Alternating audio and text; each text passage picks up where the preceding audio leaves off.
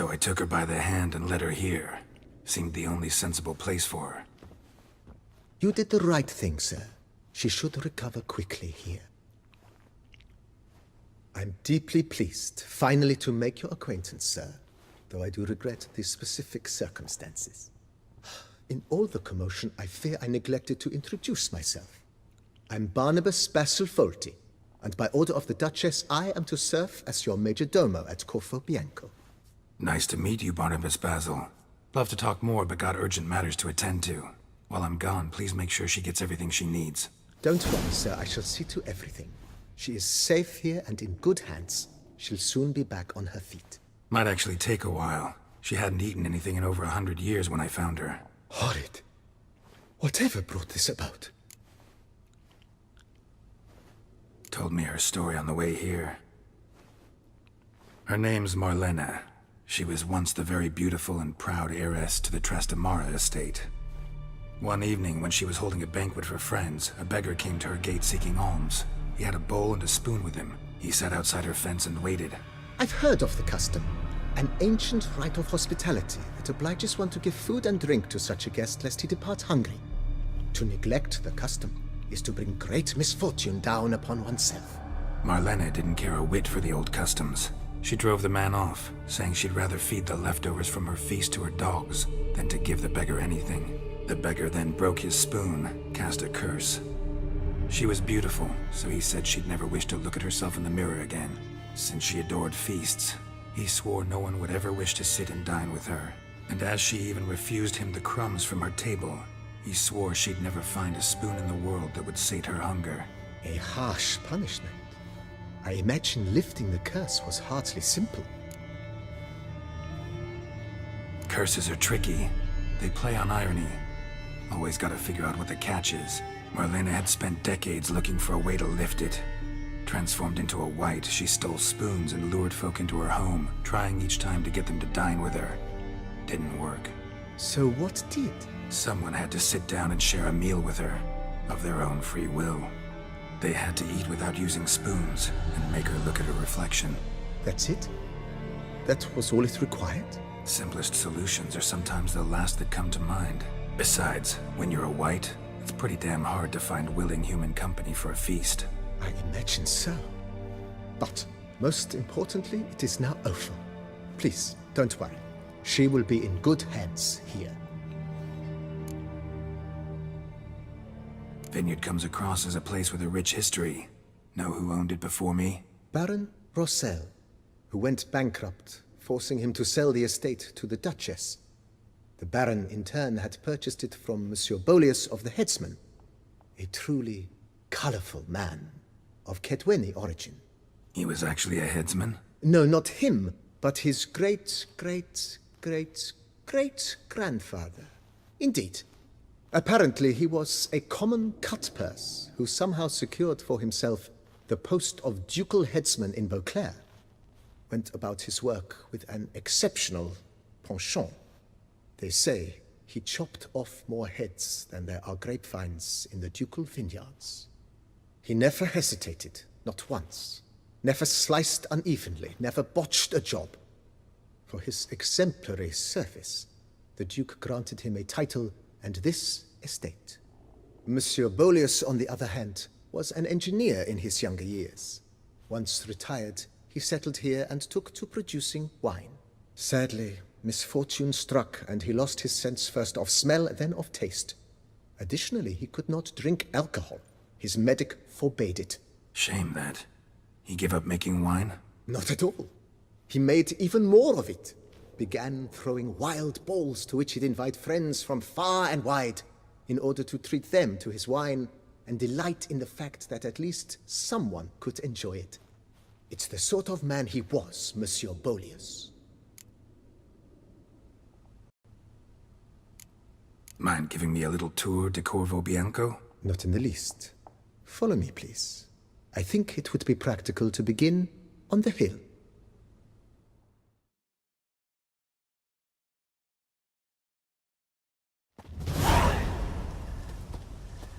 Behold, sir, your estate in all its splendor. Pretty vast. Indeed. And now, sir, allow me to show you a handful of interesting details. Follow me, please. Been a major domo all your life? Yes, I come from a long line of major domos.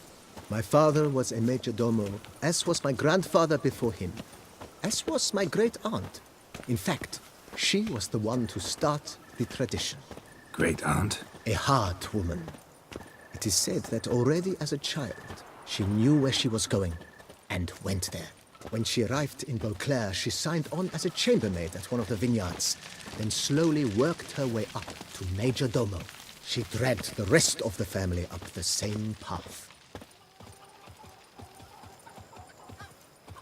The servants' quarters. I occupy the green home. With the Duchess's permission, I have hired a full staff. Their salaries to be paid from the ducal treasury. Nice of her. Not the most sightly part of the estate, I admit. But I think it's worthwhile for you as master of the domain to know where the help stays.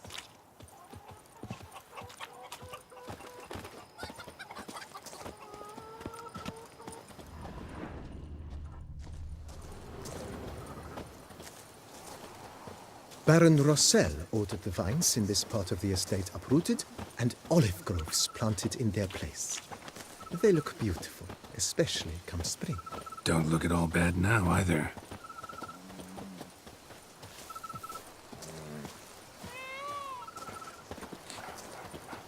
Down below lies your vineyard, where we grow a strain of Carfanere, one of the world's oldest. Aged in oak barrels, it provides for an exquisite wine with distinct blackberry, wild cherry, plum, and cinnamon notes. Marvelous. Have to try it one of these days.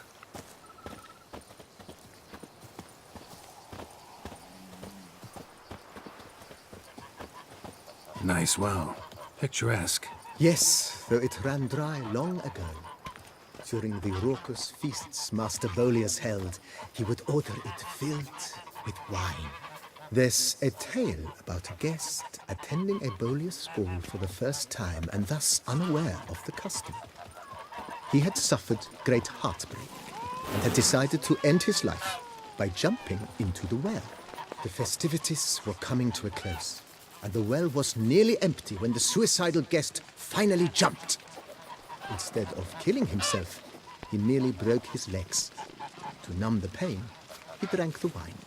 Drank himself to death? Not at all. When found the next day, he had concluded he'd witnessed twin miracles. The water had been changed into wine, and he had survived. He retired to a monastery in the Dragon Mountains and began preaching the wisdoms of Lebioda.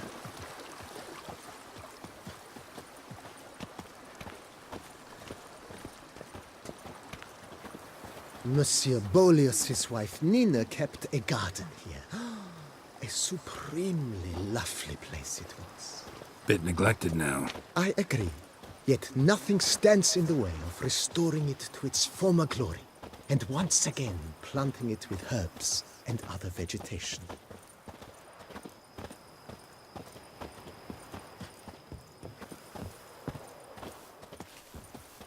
Madame Nina planted diminutive, delicate flowers and herbs here.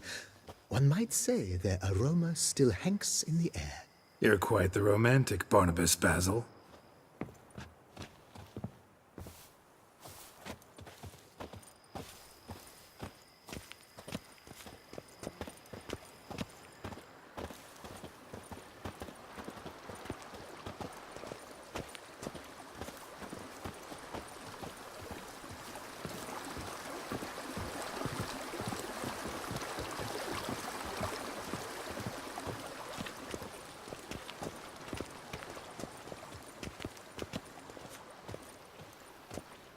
This served as an additional wine cellar in years of plentiful harvests.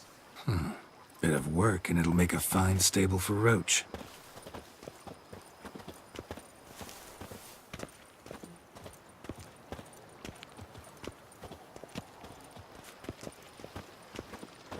The cellars, voila.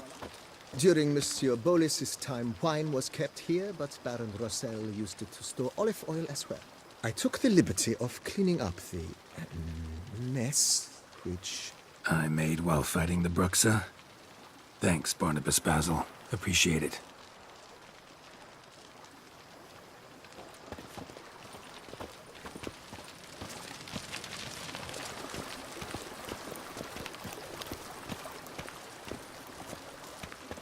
As you can see, the facade is, how to put it, slightly stained. But one cannot deny it, a certain subtle southern charm. True, though it could use a bit of subtle paint. Follow me, please.